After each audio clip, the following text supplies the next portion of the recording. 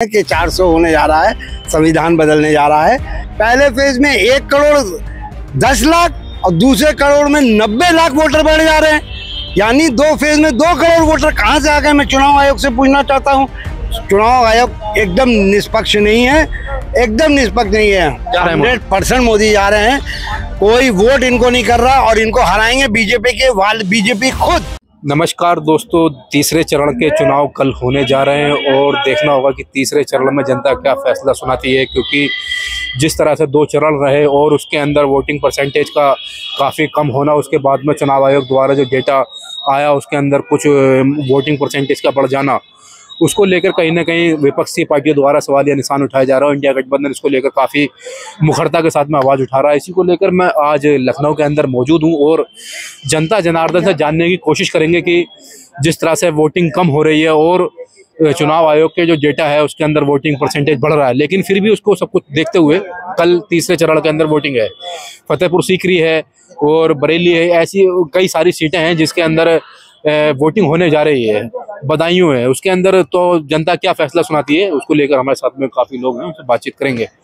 क्या लग रहा है तीसरे चरण में इस बार जनता किसके हक में फैसला सुनाने जा रही है? क्योंकि प्रधानमंत्री मोदी जी ने 400 पार का नारा दिया है इस बार। अब तो नारा भी बंद कर दिया डर से। जब से लोगों को पकड़ लिए कि वो संविधान बदलना चाहते हैं तो उन्होंने नारा भी अपना चेंज कर दिया। अब 400 पार नहीं कह रहे हैं, अब चुप हो गए।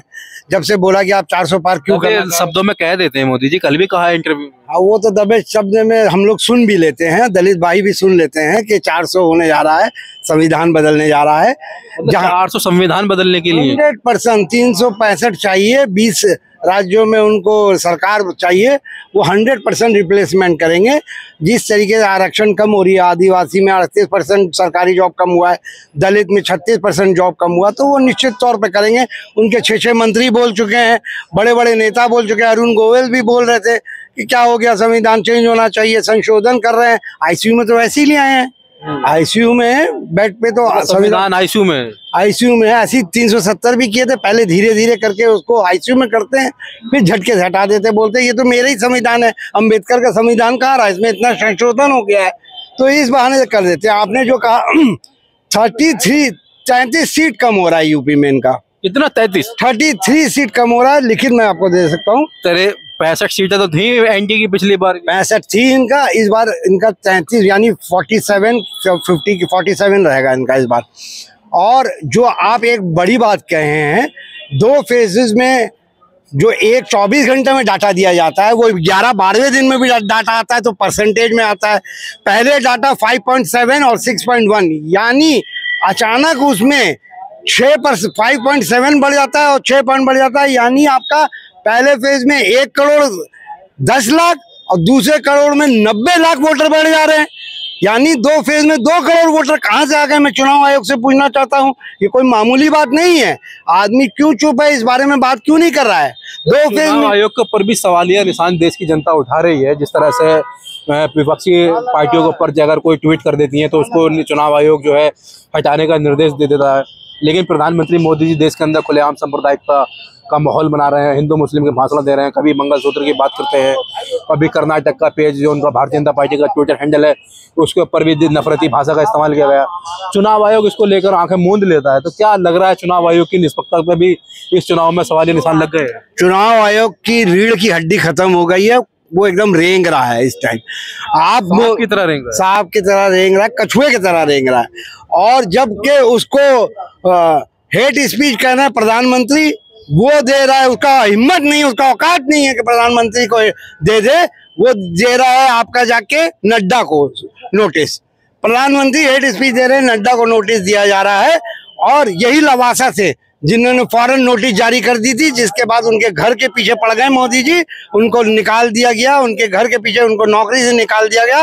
वैसे ही हमको चाहिए था, ये शायर को नहीं चाहिए जो आगे शायरी पढ़ दिए। 24 घंटे में आप डाटा नहीं दे पा रहे हो, 24 घंटे में डाटा दिया जाता है, आप डाटा 12 दिन में भी परसेंटेज पे डाटा दे रहे हो। बताओ किस बूथ में फॉर्म 17 नंबर भरा जाता है, उसमें तो है, पर वो इकट्ठा करने में बड़ी दिक्कत होगी, एक बूथ से इकट्ठा करना बड़ा दिक्कत होगा। तो ये सबसे बड़ी बात है, चुनाव आयोग एकदम निष्पक्ष नहीं है, एकदम निष्पक्ष नहीं है। तीसरे चरण में इन सब चीज घटनाओं के बावजूद भी क्या लग रहा है तीसरे चरण में इस बार जनता क्या फैसला लेगी? जनता मुद्दे पे बात कर रही है, जनता नौकरी पे बात कर रही है, जनता बेरोजगारी पे बात कर रही है, जनता जो जहरीला पदार्थ आप बेच रहे हो उस पे बात कर रही है। 527 में खाद्य पदार्थ पाए गए, 527 एथिलीन ऑक्साइड पाया गया जिसमें कैंसर होता है। सिंगापुर और बैंकॉक ने बंद कर दिया आपका 87 खेप, आपको लौटा दिया। आप हम लोग को जहर खिला रहे हो, उस पर एक बात नहीं हुई है। सारे मीडिया ने बोला, उसके बाद चुप हो गए। 527 खाद्य पदार्थों में एथिलीन ऑक्साइड पाई जा रही है। 10 टॉप सिटी में 9 उत्तर प्रदेश का है जिसमें जहर पाया जा रहा है। एक पाकिस्तान का वायु प्रदूषण से हमारे फेफड़े कम हो रहे हैं। आपने कोविशील्ड से 52 करोड़ रुपया ले लिया और उसको अलाउ कर दिया। उसमें खून के थक्के बन जा रहे हैं, प्लेटलेट गिरी है जिससे हार्ट अटैक होते हैं। 12% हार्ट अटैक बढ़ गए हैं और ब्रेन हेमरेज, लोग जिम में जा रहे हैं और गिर जा रहे हैं। इसके बारे में कोई नहीं बोलते। आपने अपना 52 करोड़ रुपए का चंदा भी लिया उसी कंपनी और इसको अलाउ किया। इसमें साइड इफेक्ट ब्रिटेन में सुप्रीम कोर्ट में कहा कि है, और आपने कौन सा लगाया? कोवैक्सीन। वाह भाई वाह प्रधानमंत्री जी, 80 करोड़ जनता को आपने जान जोखिम में करके अपने कोवैक्सीन लगा लिया। और पहले तो बड़ा सर्टिफिकेट उसमें छाप रहे थे, अब वो भी हटा लिया। फोटो कोवैक्सीन में फोटो लगता था मोदी जी का, वो हटा लिया इन्होंने। आप जाइए वेबसाइट में, जब ये सब बात हुई तो हटा लिया। तो देश को आप तो बेवकूफ बना रहे हो, मौत के मुंह में झोंक रहे हो। आप बताओ, बहुत बड़ा रोड कहते हो। छोटे से शब्दों में कि क्या तीसरे चरण में फैसला हो जाएगा कि देश के प्रधानमंत्री मोदी जी रहेंगे या नहीं रहेंगे? छोटे शब्दों में देखिए, मोदी जा रहे हैं, 100% मोदी जा रहे हैं। कोई वोट इनको नहीं कर रहा और इनको हराएंगे बीजेपी के बीजेपी खुद, बीजेपी पार्टी, क्षत्रिय पार्टी हराएगी इनको। जय हिंद, जय भारत।